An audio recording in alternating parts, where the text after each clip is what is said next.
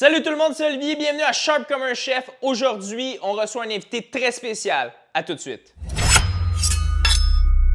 Salut Valentin! Salut Olivier! Ça va bien? Ça va très bien toi? Ouais, je suis super content de te recevoir. Fait qu'aujourd'hui, I guess que tu vas nous cuisiner du poisson. Oui! Yes! Alright, fait que j'avais déjà prévu ton arrivée. Fait qu'on commence à droite, qui est un vrai critiqué, c'est-à-dire que c'est un single bevel. Fait que d'un côté, on a un concave complet. La partie miroitée sur l'ensemble des couvertures de la lame est creuse à l'intérieur. L'autre côté, on a ce qu'on appelle un wild bevel. Fait que ça amène vraiment une bonne précision pour le tranchant, sauf que c'est un petit peu plus difficile à manipuler. C'est-à-dire que vraiment, ça va canter d'un côté. C'est produit par Kikuchi, c'est vraiment un produit exceptionnel. Dans le cas du couteau du milieu, on a un magnifique Tetsujin avec un manche insane. J'ai tout de suite pensé à toi à cause du manche, comme l'océan, le bois. Fait que c'est de l'acrylique, en fait, monté sur deux bagues en corne de buffle. Puis Tetsujin, en fait, c'est une collaboration d'un émouleur et un forgeron qui ont un peu comme dans un new wave, genre un nouvel âge de forge japonaise à Sakai. Fait que ça, je trouve vraiment que c'est un choix assez funky aussi. Puis dans le coin gauche, Saiji en fait a une forge avec vraiment des profils hyper funky, notamment au niveau du manche. Fait que c'est un manche western qui est fait en corne de vache, qui amène vraiment de la profondeur et du poids vers l'arrière de la lame, qui ressemble un peu à nos couteaux un petit peu plus européens. Puis vraiment, c'est ce qu'on appelle un Rainbow Damascus. Fait que magnifique lame très colorée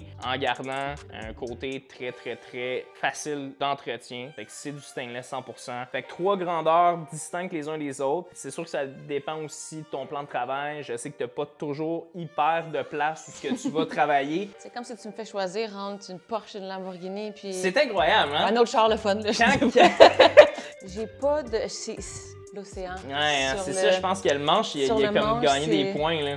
C'est un peu difficile pour moi de passer à côté de celui-là. OK. Il est juste trop beau. Ouais, il est vraiment trop beau. Il est trop beau. On t'emballe ça, puis on va faire un Steven dehors, de ce que je comprends. Oui, je vais te faire des belles brochettes de poisson. Fait que dans le fond, ce qu'on va aller voir, c'est au niveau des barbecues. Konro traditionnel japonais, fait que c'est complètement de l'argile. Ça, c'est vraiment ce que je conseille pour quelqu'un comme toi, en fait. Quelqu'un qui a une bonne technique de cuisson, ça a une bonne grosseur aussi. L'entrée d'air est pas mal plus importante. Puis dans le fond, fun fact, c'est que c'est une femme qui fait toute la finition, qui creuse les trous, qui fait tout à la main. C'est vraiment magnifique en termes de produits artisanaux. Je pense que lui, il a l'air fait pour moi. Ouais, aussi.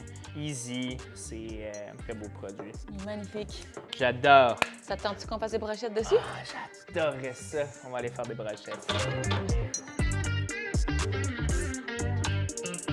C'est cool! On s'est fait un petit setup complètement improvisé à l'extérieur. Fait qu'en fait, parle-moi un petit peu de ce que tu vas cuisiner. Donc, je vais te faire des brochettes de poisson, des brochettes de colin. Après ça, je vais faire un petit yogourt au citron. Et puis sur le dessus, je vais faire un beurre, une banana en fait, aux anchois que je vais mettre sur les brochettes et le yogourt. OK. Finir ça avec du persil. Merci, C'est bonsoir. parfait. Ça va être Simple, délicieux. C'est comme ça que j'aime ça. super. Let's Alright. go!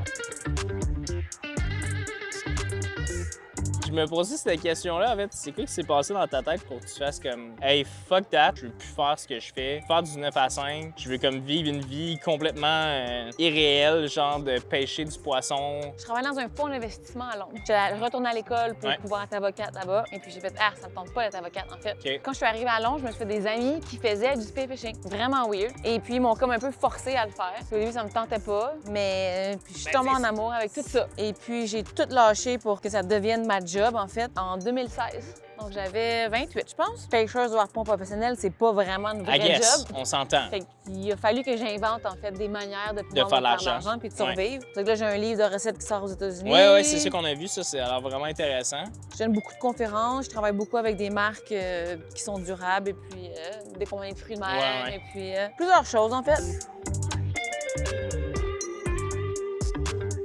J'ai des parents français, donc c'est sûr que la bouffe, ça a toujours été une partie priorité, relativement intégrale de ma vie. Depuis que j'ai 4 ans, je cuisine. Donc ça a été ma passion. En fait, je suis tombée en amour avec la cuisine puis le côté poisson du spearfishing, beaucoup plus que je suis tombée en amour avec la plongée. En fait, j'avais tellement peur de l'eau, j'avais tellement la chienne quand j'ai commencé à faire du spearfishing. OK. J'étais comme là, je continue là parce que t'as du poisson, ça va être vraiment bon. OK. Frais pêché, il y a des saveurs que tu peux jamais avoir dans une poissonnerie. Il y a des saveurs que jamais tu vas pouvoir expliquer aux gens vraiment à quel point que c'est complètement différent comme texture, la fraîcheur, puis les saveurs du poisson, tu sais. Je pense que aussi le truc qui était vraiment super intéressant, ça a été le fait que j'ai découvert des espèces de poissons que je savais pas qu'ils existaient. Des espèces de poissons qui sont difficiles à trouver ou que des techniques de pêche, c'est plus compliqué. Donc, c'est un poisson qui mange du sable, c'est plus difficile à pogner.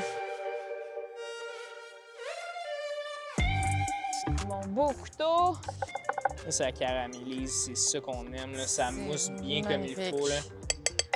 On va mettre bien de l'ail. Moi, j'ai pas de date après, je sais pas toi, là, mais... Oh non, c'est parfait, ça. Ça goûte le ciel, clac. Super. Ça, c'est prêt. Ouh! Ouais, je vais râper l'ail, vraiment que ça goûte le plus possible. J'en reviens pas à quel point il est chaud, ce petit barbecue-là. Ouais, c'est vraiment intense. Là, je trouve ça extraordinaire qu'il fait pas de fumée du tout, que tu peux non, l'utiliser à Ouais, l'intérieur chez toi. Ouais, c'est vraiment nice. On va pouvoir mettre le poisson. En tout cas, si j'avais du poil sur les mains, j'en ai plus. OK. On va tasser ça un petit peu pour l'instant. Et puis, ah ouais, on est parti. Je crois que ça va être bon, ça. Ouais, ça va être très bon. Ou ça, c'est encore mieux Ça aussi. sent bon. Ah ouais, le plating. C'est pas une belle assiette. Oh boy. Tu veux-tu faire un test de qualité? Non, c'est bon. L'honneur de mettre la sauce. Je pense que c'est chill. Ouais. Ça a l'air délicieux pour vrai. Yes, yes. En fait, ça sent fucking bon. Fait que... J'ai jamais fait ça, fait que je sais pas si... Non, ça va être bon pour vrai. Super. Bon, Hey, je suis vraiment excité de manger ça. on va manger avec nos mains, je pense. Ouais, non. Hey. Ça goûte plus meilleur. C'est goûte plus meilleur, comme tu dis. Hein. Je vois le premier. Vas-y. Wouhou! Ah, c'est bon. Hein. Mhm. C'est fishy, c'est gras, c'est salé. Il y a un peu d'acidité avec les carpes. Ben, les anchois. Il y a de la fraîcheur avec le persil. C'est fucking bon, man. Ouais, j'aime bien ça. C'est vraiment bon. C'est tellement de fun comme cuisson sur ce petit barbecue-là. Ben, ça a un goût différent. Hein. Il y a comme un goût plus naturel du poisson, je trouve. Ça l'a asséché, mais d'une façon positive. Ça a enlevé l'humidité dans le poisson. Exact. Ça a gardé la saveur à l'intérieur. C'est extraordinaire. Non, c'est vraiment bon, là. Je suis contente que t'aimes ça. Mais je suis content que tu aimes ça aussi. Donc ça, c'était un plat d'essai parce que je cuisine jamais ou très rarement deux fois la même chose. Je trouve qu'il y a tellement de saveurs et de combinaisons de saveurs à faire dans le monde qu'il n'y a pas assez de jours dans ma vie pour que j'essaye autant de choses. Donc c'est pour ça que je fais des affaires pas pareilles. Je trouve ça une recette facile. C'est accessible pour tout le monde. Ça se fait n'importe où. C'est vraiment un... Clairement. Ouais. Ça, pour vrai, ça le fait partout, là. C'est délicieux. Écoute, merci beaucoup d'être venu. Ben, ça fait plaisir. Merci beaucoup de partager ton expérience, ton intérêt pour la culture culinaire, les couteaux de cuisine avec nous. Fait que ça nous fait chaud au cœur. Ah, depuis que j'ai découvert ta boutique, comme tu le sais, chaque fois que je suis à Montréal, Tu viens faire un faut petit toujours crush. du temps pour Comme venir. le char, il tangue un peu, là. Tu peux me retrouver sur Instagram, principalement, Valentine Thomas. Donc, Souvent, des produits dérivés de ce qu'on a vu, on a cuisiné avec tes épices. Oui. C'est un livre qui va paraître comme dans les 2 semaines. prochaines semaines. Faire du poisson. Comment s'en servir cru, comment s'en servir cuit, comment le faire en barbecue, même au micro-ondes, j'ai mis. Ah ouais, hein? All right. Top, top. Bon, man. Ah ben, on va se revoir bientôt, je suis sûre. Ouais.